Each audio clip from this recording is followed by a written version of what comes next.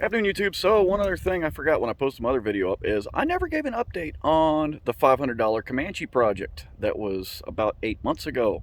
Well, proud to say it has been a daily driver. I drive it probably about twice a week now. So here we go. I'm going to give you the walk around on it. Some of the things I got done.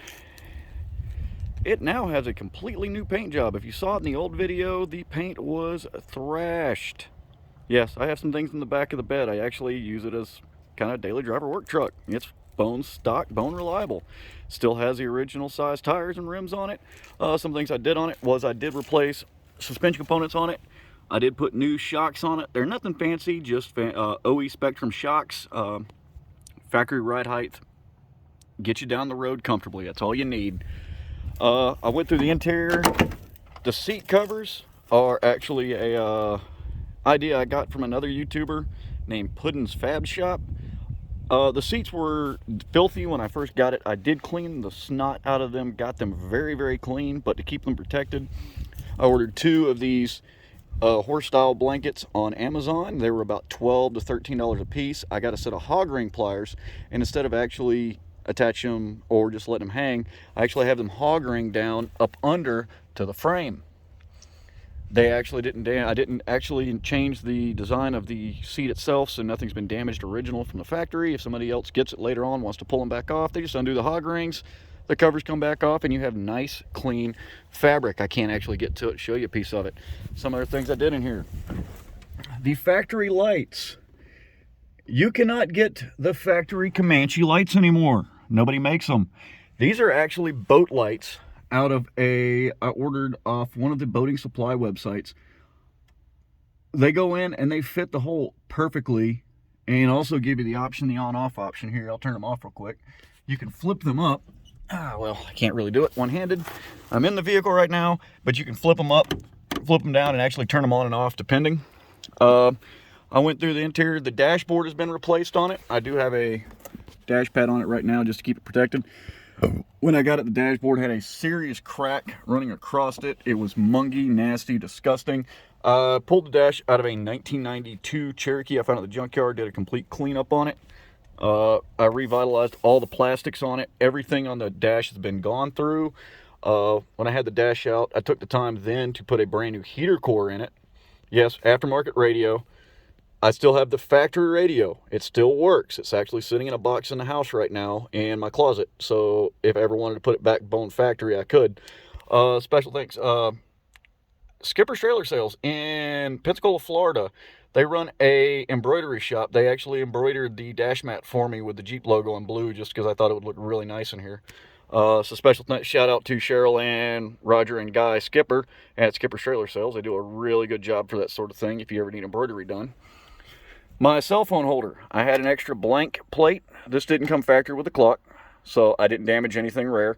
But I took my extra blank plate and mounted my cell phone holder directly to the blank plate. I have an extra one in the house, so if the customer decided if somebody bought it and they decided they didn't want this here, I just give them the extra blank plate with it.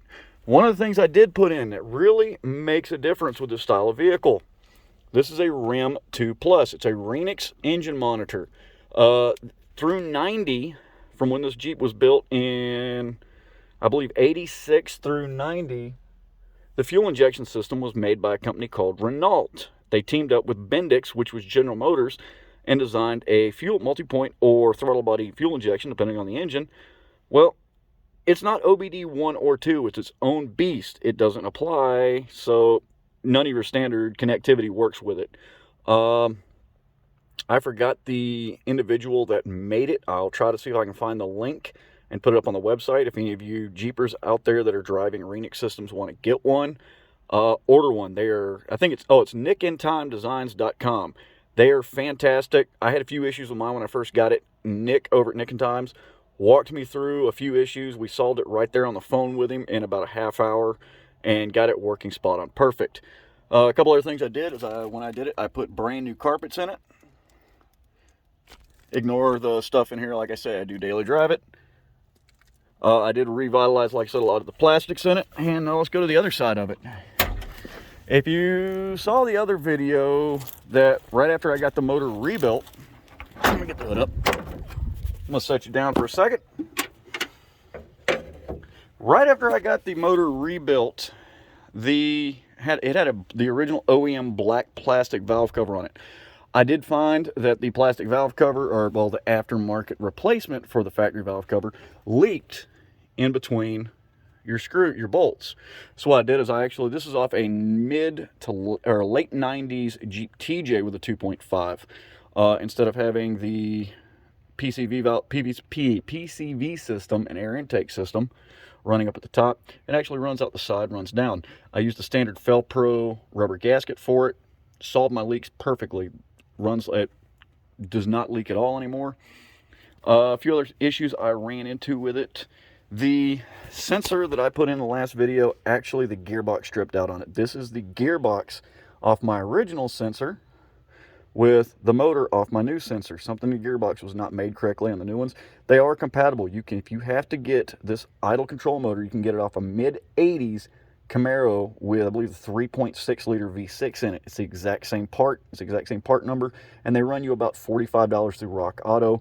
You can tear them apart, clean them, and rebuild them, and they work perfect. There's the only thing in here is this motor right here, and there's a small contact switch right here that detects open and closed throttle. When this is back, this is the throttle right here coming off the throttle lever. When this is pushed back, it actually shuts a connection in here, and it has 4 pins. 2 of these are for the switch, 2 of these are for the motor. Simple, simple, simple. One of the things for you Renix guys I'd advise you to do if you're trying to chase down an issue, I did it with this one, is go get you this is a standard, if you look at it, it's a Schrader valve. It's your fuel pressure area. Originally, these were plugged with a hex plug. I don't remember the threading off this off the top of my head. You can actually Google it. There's a couple websites you can find it at. But it's a standard Schrader plug with the appropriate threading. I did some liquid sealant, put it on here, and I was actually able to test my fuel pressure directly off of here. Keep it hooked up, doesn't ever leak. With a standard fuel pressure tester, works perfect. Now let's get her started up. You can see the paint job on it. Paint job came out amazing. I still haven't got new lenses. There's a website out now, I believe it's Key Parts, is actually making new websites for you Comanche owners, fellow Comanche owners out there. And I didn't see the price on them yet, but they just got their production done. Weston bumper. I don't know if I showed it in the old one, but the original factory bumper was thrashed. It was bent about, it looked like a pretzel back here. The Weston bumper, the Weston Face series fits this perfectly. The only thing you got to do is you got to re-drill 2 holes on the mounts, which are right here and here. You take the old bumper off and you can slide it back to the appropriate size. Re-drill 2 bolt holes, put some grade 8 hardware in there, game on. I don't tow with this vehicle, so I'm not really worried about tow capacity, but it is what it is. The bed is done with Raptor liner. It gave it a really good appearance. Let's start her up. Neutral. Not even going to give it any gas. Hope it'll start. I haven't started in a couple days. I've been driving my 93. It's behind me. RPMs come up.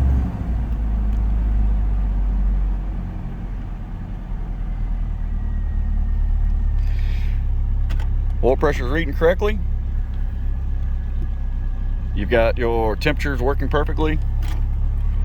I'm going to watch it right here. See, I'm going to say closed throttle. She's lean out swing right now. O2 sensor starting to read. A water temperature, air temperature sensor. It still has that annoying little tick, but I figured out the tick, there's a little bit of a rattle that actually is the injector firing. So you'll hear a rattle, like a little brrr, sound like a little machine gun. But I am still getting a little bit of a slight tick. I think I need to step the oil. I'm running 530 in it right now. I'm going to step up to 1040 on my next change.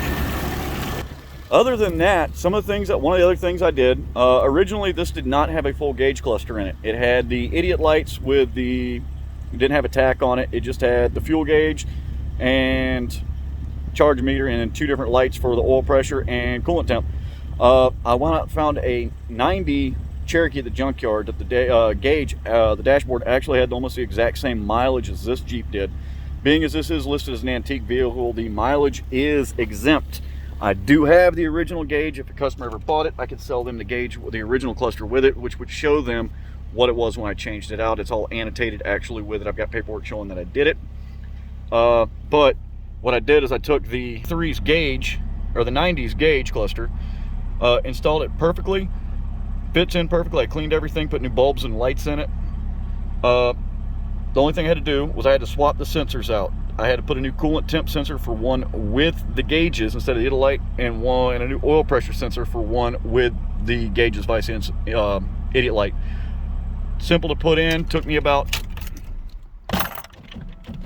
2 or 3. It took me about to install it.